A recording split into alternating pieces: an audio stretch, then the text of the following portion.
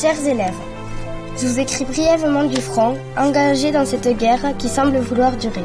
Je ne rêve que de passer, au moins, une bonne nuit de sommeil dans un lit. Trop de mes camarades de lutte sont déjà tombés. Normalement, tu devrais presque nous faire pleurer parce que la situation est tout de même terrible. Elle est toute seule, elle est restée au village. Elle écrit à son mari, elle sait même pas s'il est encore vivant. Il est dans les tranchées. Elle a reçu une lettre de lui qui est difficile, quoi, où il raconte la vie dans les tranchées. Donc il faut que tu arrives à nous faire... il faut qu'on ressente de l'émotion quand tu nous lis ta lettre.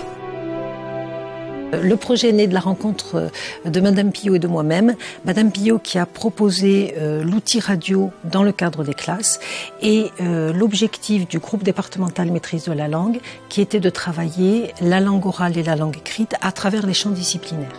Alors le projet 14-18 est né de l'outil radiophonique. La radio est un outil pédagogique extraordinaire pour les enfants.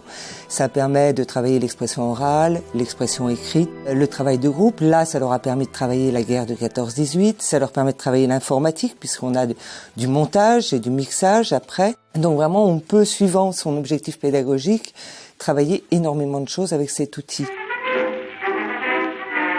Vous allez vous mettre en groupe de 4 ou 5. Vous aurez un enregistreur par groupe et l'idée c'est que vous vous testiez avec tout ce qu'on a appris ensemble sur le fait qu'il ne faut pas que le son sature, qu'on est bien entre -12 et -6.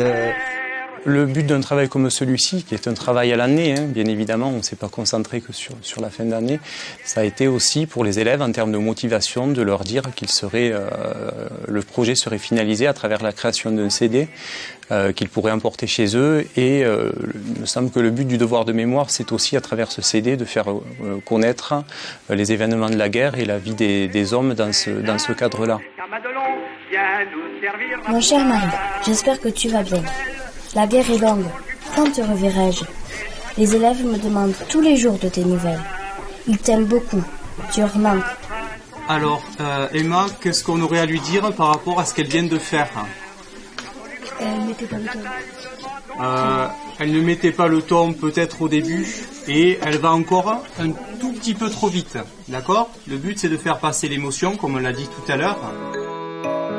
On a pris une base de travail qui était à la fois historique et liée à la fiction, une histoire réelle, un Aveyronais, Adrien Cross, qui donc s'était rendu sur le front et qui avait parlé de lui à travers des lettres.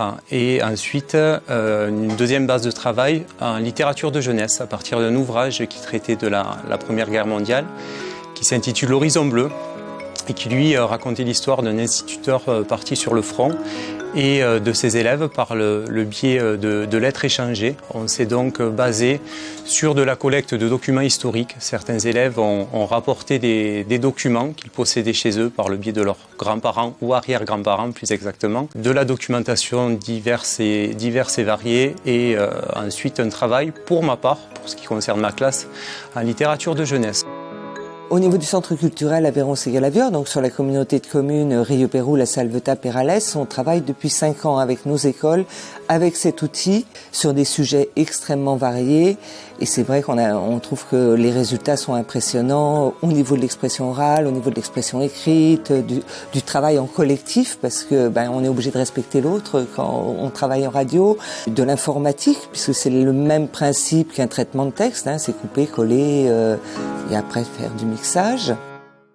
Il faut toi, Clara, que tu sois vraiment Elisabeth, qui écrit à son mari, qui est parti au front. Et Tom, toi, t'es l'instituteur, t'es Pierre. Les élèves me demandent tous les jours de tes nouvelles. Ils t'aiment beaucoup. Tu leur manques. Les élèves me demandent tous les jours de tes nouvelles. Ils s'aiment beaucoup. Tu leur manques. Tu leur manques. Tu vois, pour faire monter l'émotion, tu vas mettre des silences. En radio, tu as des silences. C'est difficile, les silences, parce qu'on a souvent peur du silence. Mais il peut exprimer énormément de choses. Donc, il ne faut pas que tu hésites à faire des silences. La finalité de ce projet a été la fabrication d'un CD audio. Pourquoi un CD? Parce que d'abord, ça permettait à chaque enfant d'avoir une trace du travail qui a été fait en commun avec les autres écoles. De plus, ça permettait une diffusion sur les radios locales du département. Ça a permis aussi, dans la fabrication des pochettes, de faire un travail en art visuel sur la thématique de la Première Guerre mondiale. Et donc, c'était un objet qui qui était fédérateur et qui est une mémoire aussi du travail. Le résultat de ce travail, et nous en sommes très heureux, a été la labellisation du projet radio par la mission du centenaire, la mission nationale du centenaire. C'est une manière de reconnaître le travail et des enseignants et des élèves dans les classes. Et ça va nous permettre, nous, de relancer le projet sur d'autres écoles au niveau du département.